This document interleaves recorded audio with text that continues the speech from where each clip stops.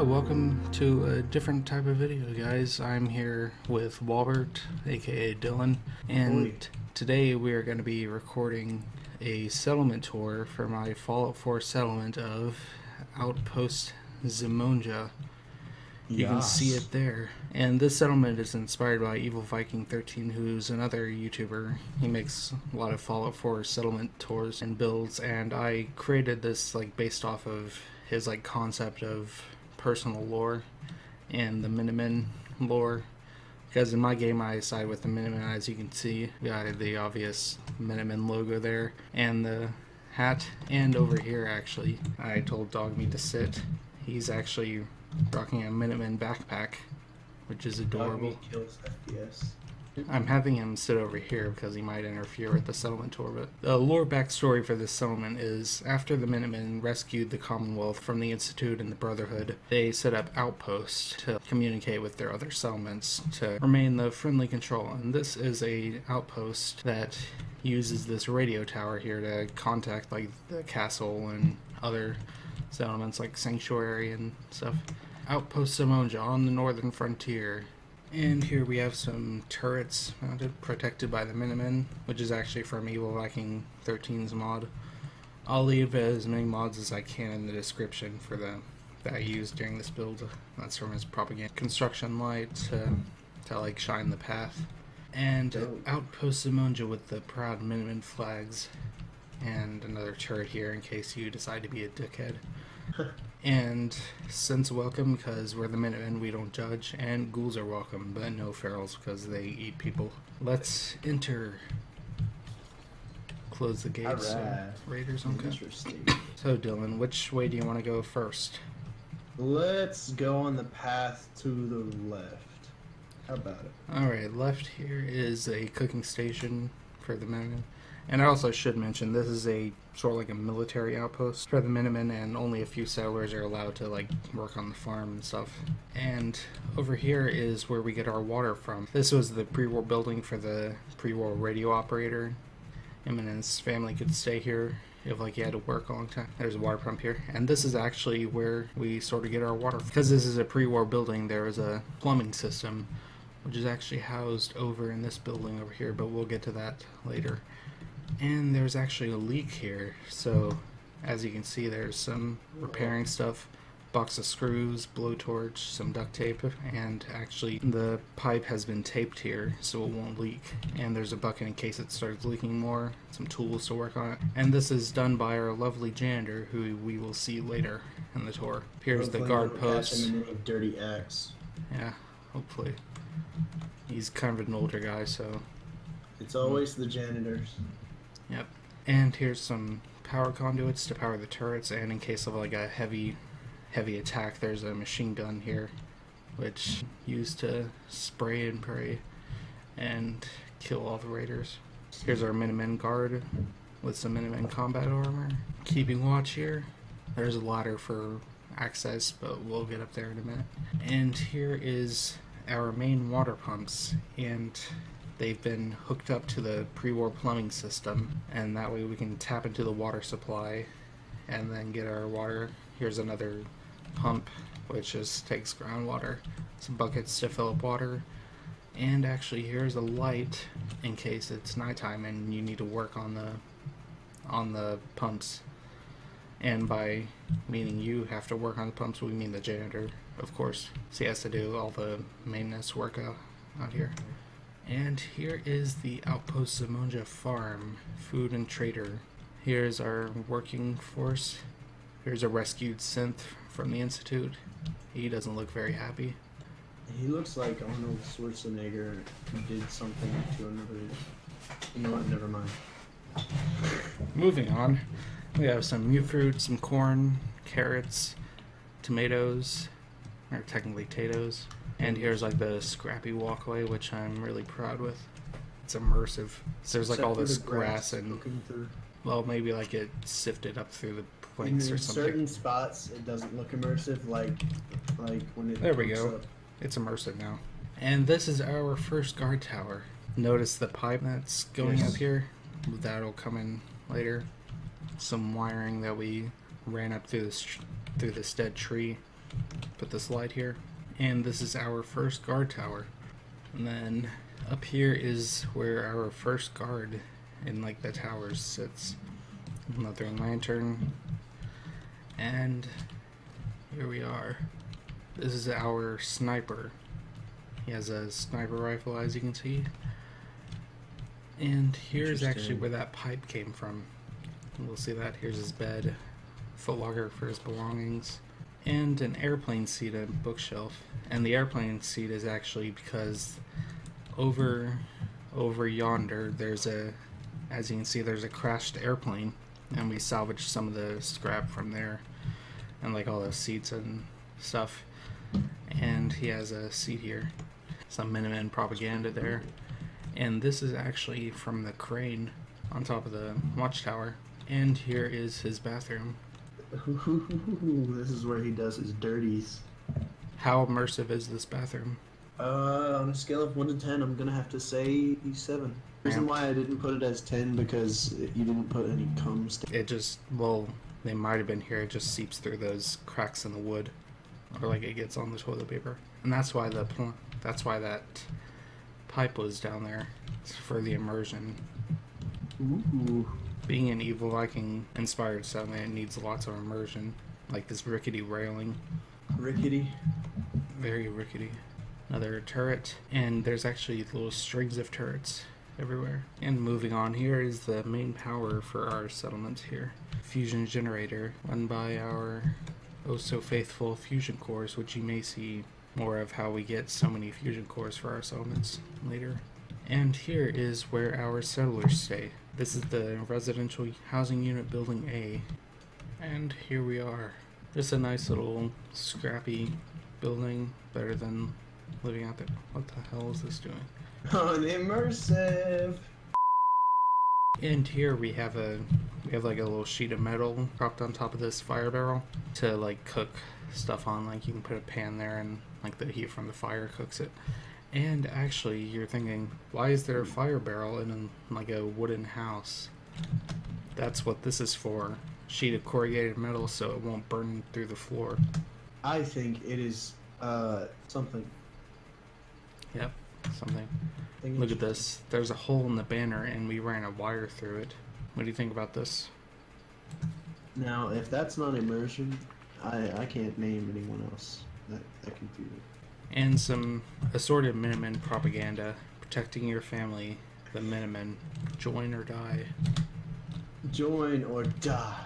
Here's like another little scrappy built chair. Why do you have a sign that says join or die if the Minutemen aren't supposed to be violent? It's a Revolutionary War poster created by Ben Franklin. You know, like how the Minutemen are like colonial soldiers. They're actually based off the real world Minutemen. Real world Minutemen in the Revolutionary War protected the people at a minute's notice. And they were like a militia group from the colonies. And here is the bathroom. Nice little sink and a toilet. And there's actually piping. We can go outside. And cum stains on the wall. Exactly. That's immersion. And over here we have, if I can get through here, we have a pre-war machine that pumps the sewage. And it's actually ran into the ground. And look at this. Immersion. There's pipes running under here. So beautiful.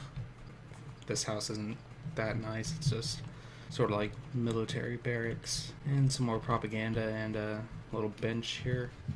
Out here is a nice little balcony with some lamps. Some more airplane seats salvaged from the plane over there.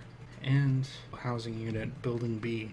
And this one was actually built because the amount of Minuteman soldiers here, there wasn't enough people to maintain the crops, so this is the first building that was built. And then we need more people, so we built the second one. And this building isn't as nice. Uh-oh. There's no bathroom. It's really crowded. Hear people snoring. Yeah, it's not very nice. There's one single chair. You have like all these crappy, dirty mattresses. Except this one, because this is actually where the settlement's provisioner lives. He's not here that much, so he just like sleeps on this mattress and then with a gross back sweat stain. on there. That's disgustingly nasty. He's not here that much, so he doesn't really stay here much. Oh, I'm taking these for the Minuteman General Fund.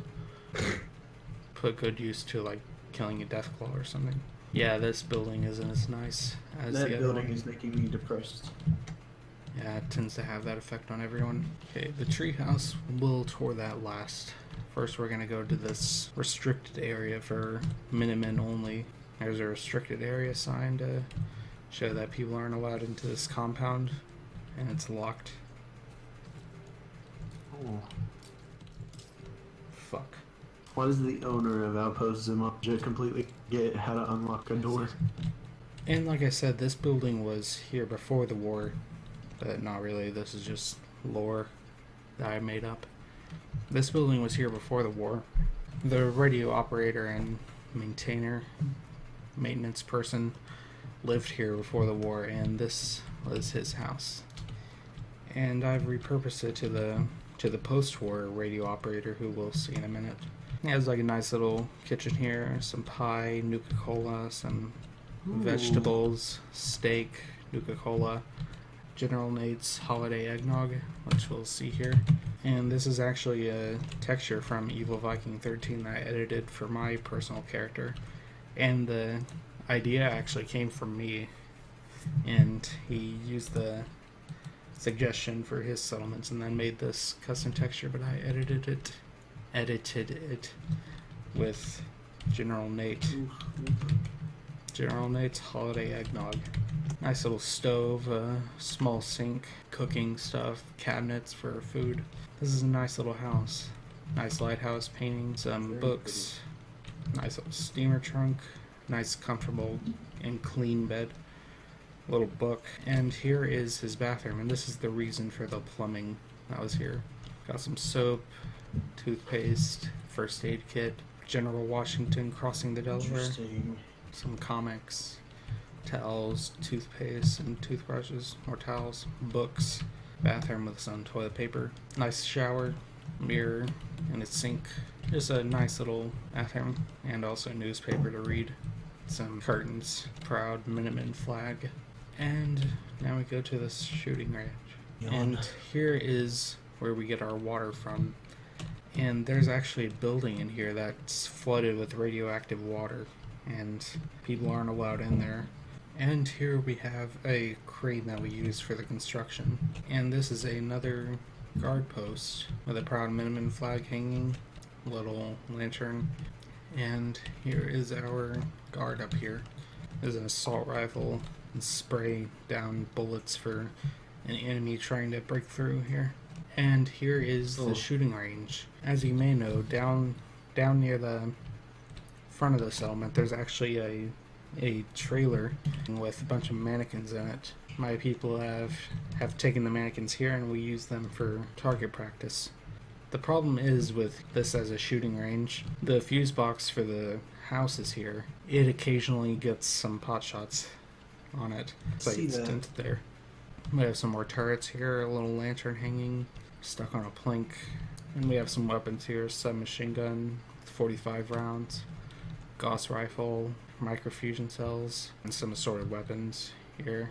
And some turrets here. Oh, that's my provisioner.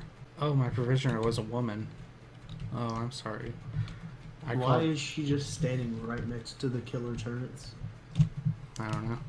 Now we go to the radio operator's shack. Radio shack? Pretty much. Here is our radio operator. He sits here manning the radio, which is actually wired up to the tower. We'll actually see what those are and what this switch does later. And here we have a map of the Commonwealth showing our settlements, and not to go to Spectacle Island. There's bad stuff there. And we're not talking about the crabs or the mirelurks. And here is actually where my two guards over there at the front gate live. They have like a nice little shack here. Some storage, Minuteman flag, simple little bunk bed. They live underneath each other. Yeah. And over here we'll see what that switch does. As you can see, this side of the wall isn't as defended as the other parts. It's just a chain link fence You have a shotgun turret here for anyone who gets close. But the main defense here is these saw traps. We have them aligned here at the weak points of the settlement. That is actually what the switch did. Switch. Let's watch. This activates the saw traps. Damn, those saws look like they could cut up some giblets. Yeah, that's the point. Raiders are so dumb to the point where they would probably just walk right into it. They're actually that stupid. Raiders are the most unintelligent meat in the Commonwealth. Yeah, that's the point of this. Yeah, just a little extra line defense in case they go to the weak point of the settlement. Here's a sniper rifle for our radio operator. You can take pot shots at the people attacking. Now it's time to go to the treehouse. Time for the air. And this is the treehouse fort. Here's a scrappy little walkway, which is very dangerous. There's some salvage railing from boats, fire escapes down in Boston, and some quarry railings. And you can actually bump your head on this branch and then get fucked. Just think about that poor mechanic, janitor guy. He has to go down there. His house is actually up here. And you can see piping going up here because there's a bathroom and a sink there. Install an elevator system. True, but I want to make use of the structure. And here is where my literally top guards live. Some relaxed wear clothes, army fatigues, Minuteman hat, nice beds, because I think they deserve it. If they're living like this far up in a dangerously built treehouse, I think they deserve some clean mattresses. I think they deserve it too. That's a kind of a pain in the ass to get up and down from. Exactly. Here's a fire extinguisher in case there's fires up here. Nice little kitchen with some General Mate's holiday eggnog. Nice little toilet and shower. I just realized they don't have towels. And it's probably really windy up here. And also, there's a branch poking through your whole entire shit. Yeah, and if you're naked stepping out of the shower, that's gonna poke you. And they don't have a bathroom sink because they have this sink over here. This is actually where the janitor lives, which I have no idea where the hell he is. He's kind of an older guy. He's a ghoul. He's like over 200 years old, so he gets a bit lonely sometimes. Has handcuffs, oil, and a paddle, feather duster. And this is actually a reference to Evil Viking's friend Joel. Joel is a filmmaker and he's currently working on his first major movie called Norman, and Evil Viking has these Norman posters, so I put them here as a reference. And Joel also has a settlement at Spectacle Island called Pleasure Island. Here's our janitor wearing a Minuteman jumpsuit. This is the workshop. Got some power armor working here. Nice construction light. Cast some really cool shadows. Some power armor here. XO1 fusion cores. Some spare parts for the power armor. Some paint back here. Some blue paint because we're the Minutemen. 10mm pistol taken apart and being worked on. Weapons workbench. And our sniper here who watches on the freeway in case gunners come by and try to set up a base on freeways like they usually do. And if there's a lot of them, he has a Tommy gun here and he can just spray bullets down on the gunners there. Minuteman propaganda, another fire extinguisher because it's the workshop, so there's probably gonna be a fair amount of fires. Another sniper rifle. Here is our artillery cannon, and here is where this place gets powered, and this is where our janitor works. He works up here, and I think that's all of the settlement. Yay! Jump down. Whee! Yay! Show you how much I've built. Let's get the whole settlement into perspective, and then run the scrap all command and see what it was like before. 3, 2, 1. Oh wow. This is basically all that there was. There was like this little like scrappy shack that I built onto. You saw. We're still farming. What's your final take on the settlement? Diabetes. What do you think of the settlement as a whole? I think it was greatly made. Definitely an immersive experience, and I would totally do it again. And then Nate dies. Bye, guys. Oh, hey.